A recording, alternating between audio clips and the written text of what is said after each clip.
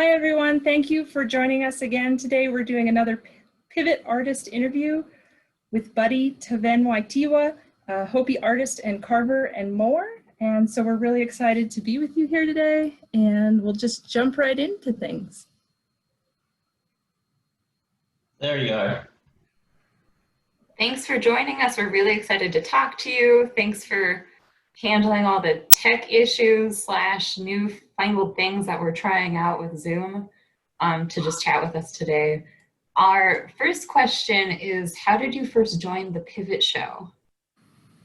I really was surprised that Dwayne Koyuina had approached me.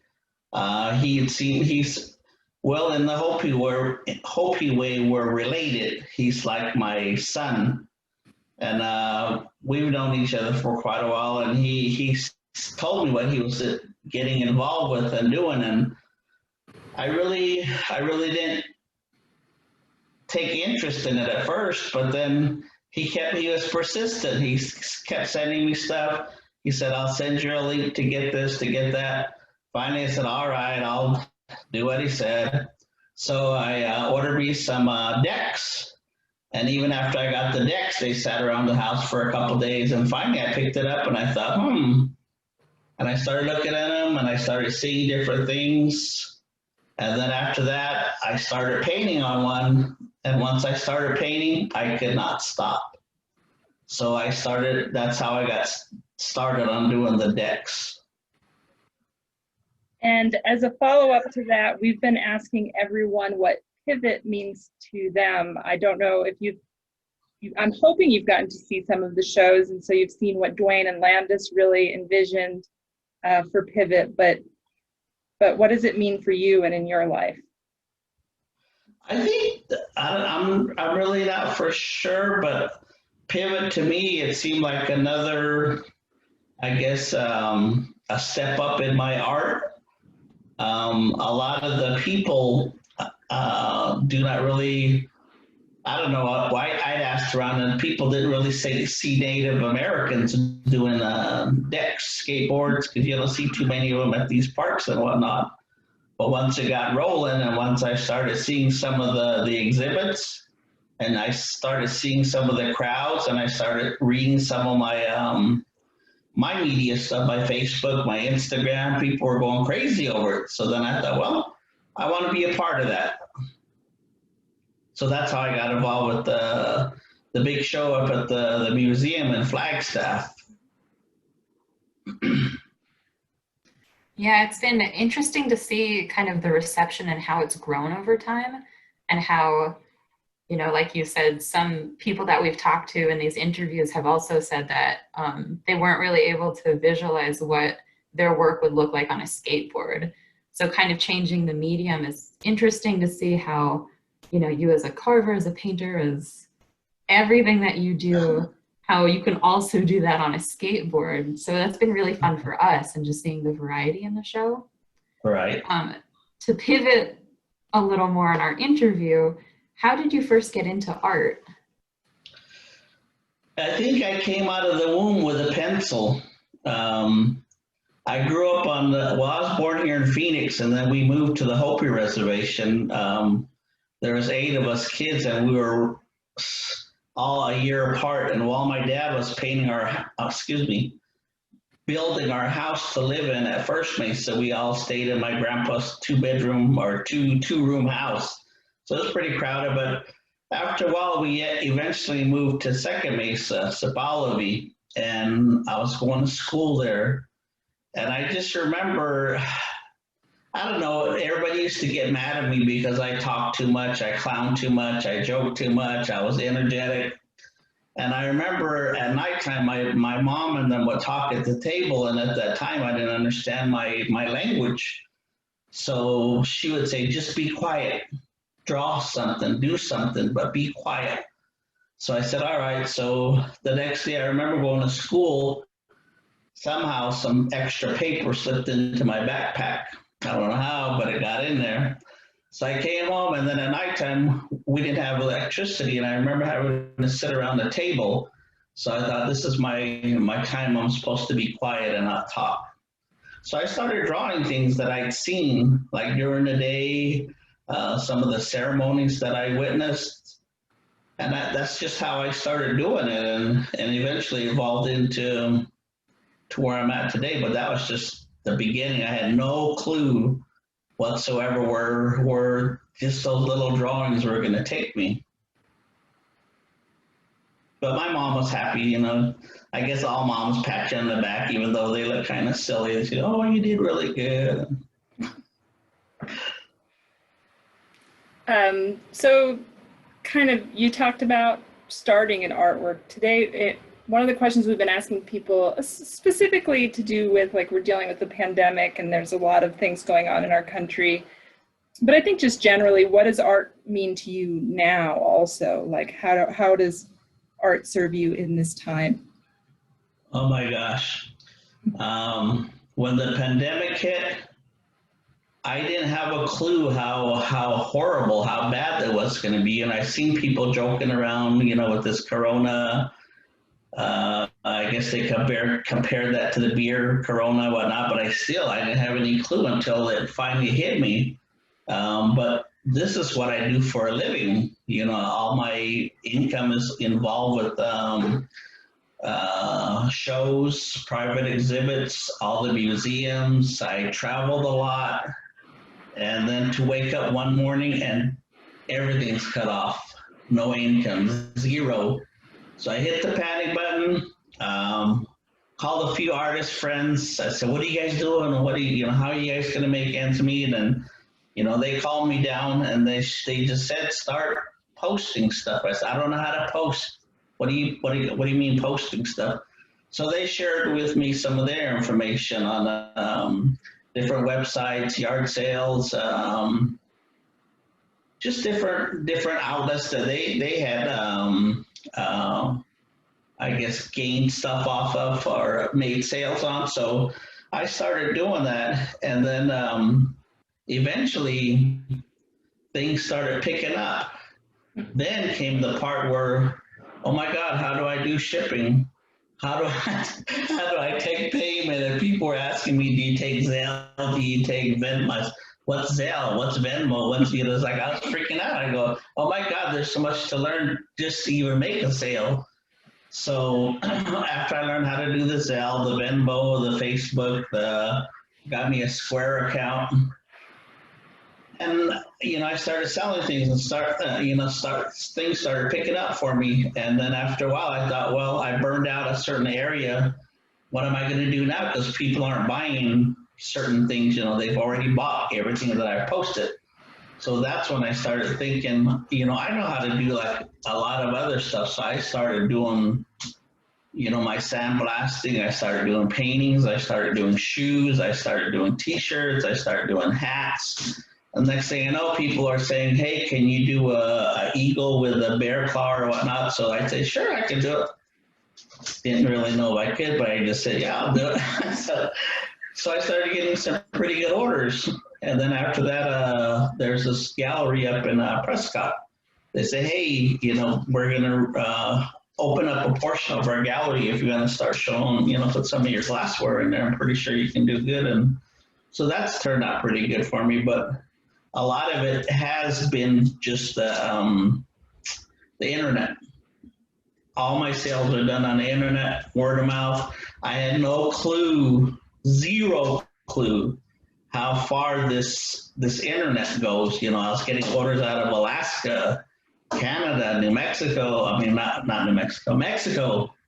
And it's like, how did it get down there? And I guess it's just people sharing with each other.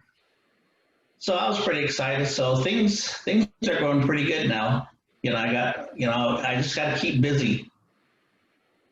I think that mirrors sort of Amy and I and everybody at the center had to kind of do what you did, which is everything is so personal, like coming to see exhibits and things like that are so personal, just like your art sales and the way that you have been doing your business is so personal, person to person. And so Yes. We all have to learn and adapt. And here we are on Zoom talking to you, which we're very excited that we're able to connect with you and that we're still able to do this. And we do really feel like with Pivot in particular, through these artist interviews and through the exhibit and through social media, we do really feel like it's important to share and support the work that you artists are doing, because we know how much of an impact this time period, the pandemic and everything, is having when you can't have those shows. There's not as many exhibits, there's not as many shows, it's not as easy to be face to face. But it's really nice to be able to share that. And that's one of the real positives of the Pivot show in general, is just that sense of community and like connecting with all of the artists. So we're glad we're glad you're getting it all set up. We're trying to do the same thing as you are. Yeah. You mentioned this. When people want me to do things, I always have to ask around. Like last night when I was in my little panic mode, I started freaking out again. So when my son came home, I asked him, how do you do the Zoom thing? How do they see you? How do they talk to you? So he downloaded the Zoom app and we set it up last night. And I go, I was looking at myself. I go, is that how it's going to be? He goes, yeah, that's how it is. So everything's been new to me. Yeah, and kind of on the same vein, I think something that we've learned, even though we're socially distanced and things are less kind of person to person, having that kind of community of people coming together to help us out. Like, I know we've had such great friends to help us get up to curve with technology or ways that we're trying to adapt, but also, like you said, just using that global internet audience that's out there that we didn't know about really before. Mm-hmm. So for us, it's like shifting from, you know, our local Center Southwest Studies community to a real global community. And it's exciting to hear that that's, you know, the same for you, and you're offering probably cooler things than we are all the time. But I think it's fun too to hear, and we'll have to have you do a little show and tell, because I see that you have a lot of some paintings and objects nearby. But just hearing how, like, within the last few months of COVID has made you adapt as an artist to just do new things. Like, were you doing the sandblasting glass before that, or was that just a completely new thing for you? I've been doing the sandblasting, like this is one of the samples that I do, but people like stuff like this too, because it's functional. You know, you can actually use these every day in your kitchen. Microwave safe, won't crack, won't break, won't do anything. You gotta hold it a little higher for us, like up, so we can see it. A little higher. There you go. Yes. All right. But see, again, this is also a good business for me too, because when people see these bowls, they say, oh, I'm a sun clan. Can you put a sun right here? My husband is eagle. Can you put an eagle on this side? So that's how I generate a lot of business that way also, is people, they say they want to customize it. So I'm open to it. I said, I'll do it. Just let me know what you want on there. Just give me the main focus that you want, and let me do the rest. So that's how I do that. And a friend of mine, she was, she's a gourd artist, and we've been friends for a long time. And she's, she had got a whole ton of gourds, and she said, do you want a few, or do you want some? Come get what you want. So I went down there. I thought, well, I'll get 2 or 3. Holy cow, this lady brought back a trailer from California somewhere, and these are pieces that I've never done before, these huge gourds. And I was thinking, what the heck am I going to do with them? So back to the internet. There's a place called YouTube. So here I am typing in gourds, looking at, oh my God, there's like a million things you can do with gourds. And then this is one of the other pieces that I did. This one is wood burn, but it's all natural. I don't want to paint it. There's so much detail, so much to see in it. And I think that the paint would kind of cover or fill in some of the lines. And I also started a YouTube channel where I can actually put this on a little turntable, and it'll turn for you, and people can look at it. But that's something else too that I just started doing. And again, maybe once I got burned out on gourds, then I'll go pick up a pair of shoes. And again, people start saying, oh, I'm butterfly client. Can you do a butterfly with purple? And I like pink or whatever color. So then they'll tell me the size and then I'll get to it. But this has also been good for me too. The tennis shoes, I don't know, I'm experimenting too with like some people want like the little kid shoes. Mhm. And I also do my carvings. Which are gorgeous. This is one of my Kachina dolls, it's the sculpture. These sculptures I really enjoy doing because you can really get creative. There's no set pattern. This is how the wood was bent. All you do is look at it in different directions. You don't have to smoke or drink anything. You can see things in there. And then I just start carving. You know, a lot of people say, well, how do you know what to carve? I don't know. This could be plan C. I just start carving with whatever I see in the wood. Well, that's how this goes. And then I also did some work for a company called the Trail of Painted Ponies, big company. Yeah, I've heard of that The before. lady hooked up with me again and she says, oh, we have some new forms we came out with. Would you like to try a few of them? So they send me some of these.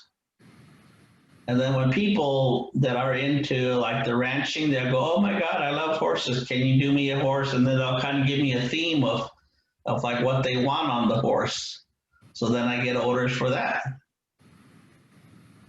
So everything, I don't know, I just post whatever, and for some, I mean, it turns into something, you know, you never know.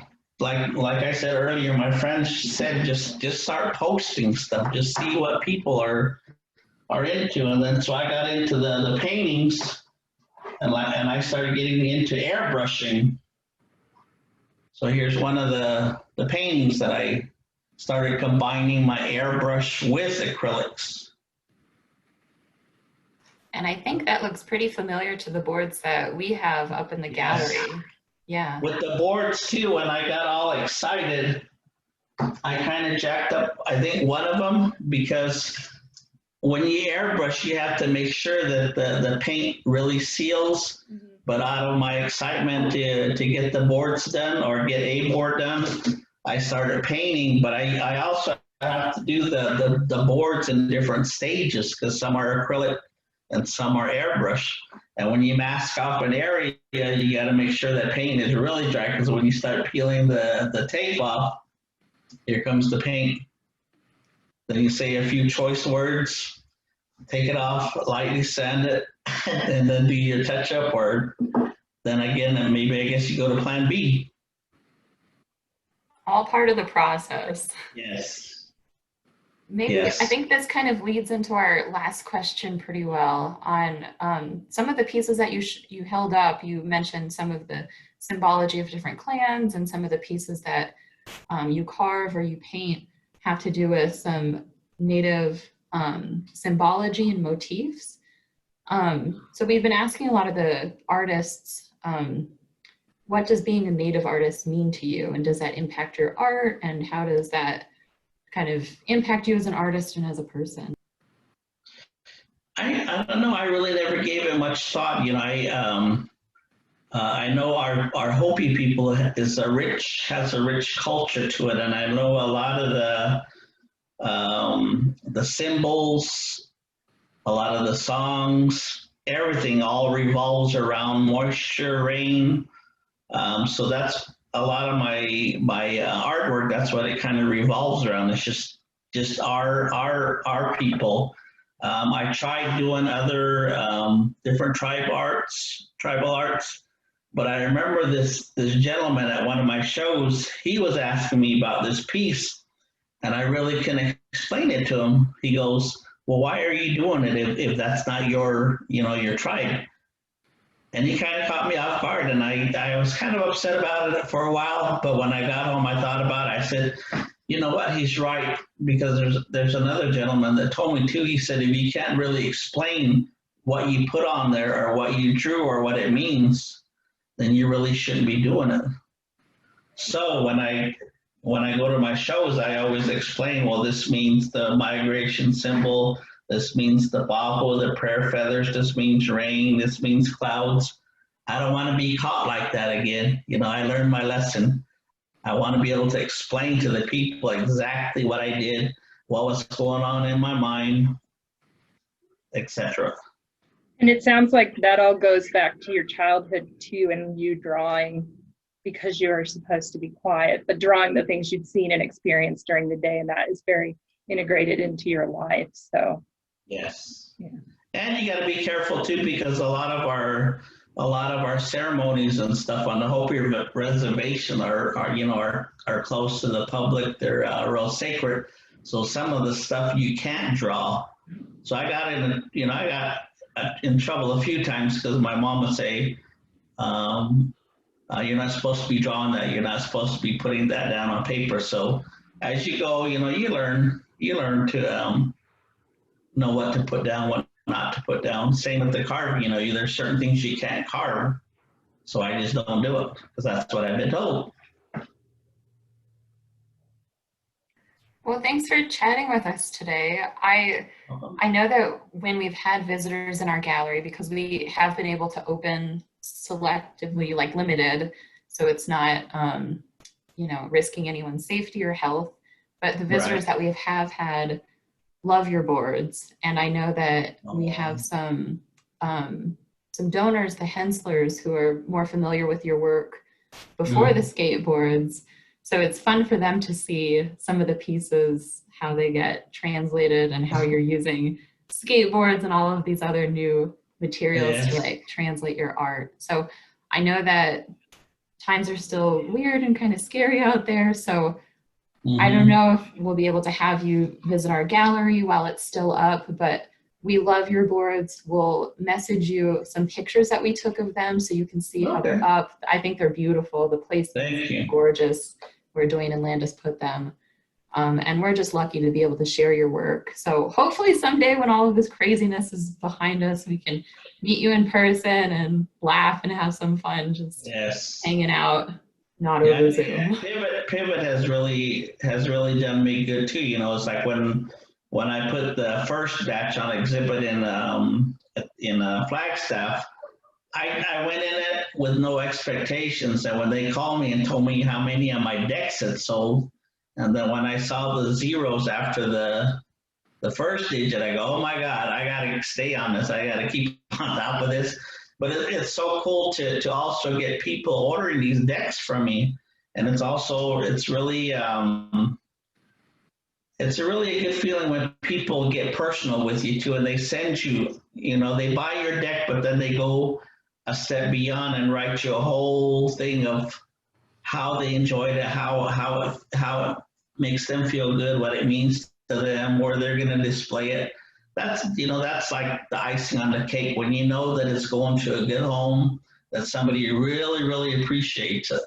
Because that's part of me that's gone. I'm never going to get that back, but it's also a good feeling when I'm working on them too. It's like things going on in my mind, and it's good.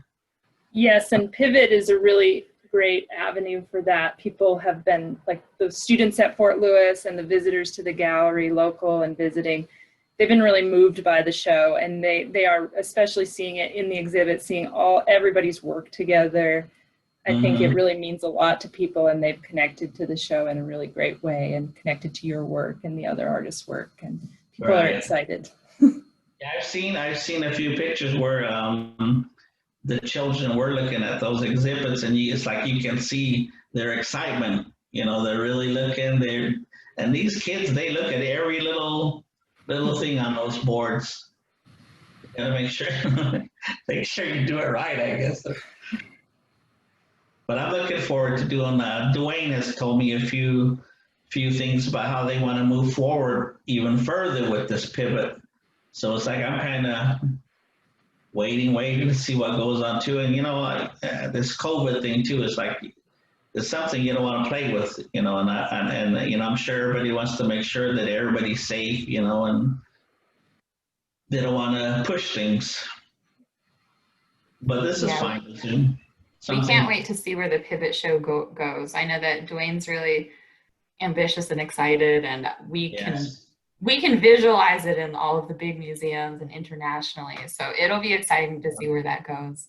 Yes. But just want to say thank you again to chatting with us.